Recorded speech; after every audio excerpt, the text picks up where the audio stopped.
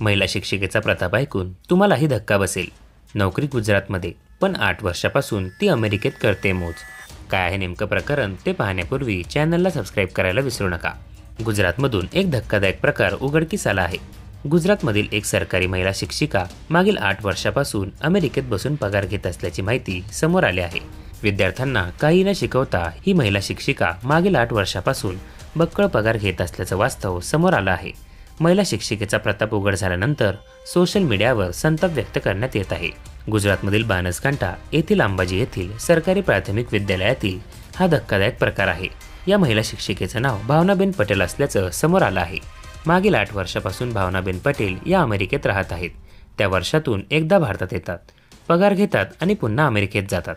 दरम्यान हे प्रकरण पूर्ण देशभरात गाजत असून त्यानंतर शिक्षण मंत्र्यांकडून कारवाईचे संकेत देण्यात आले.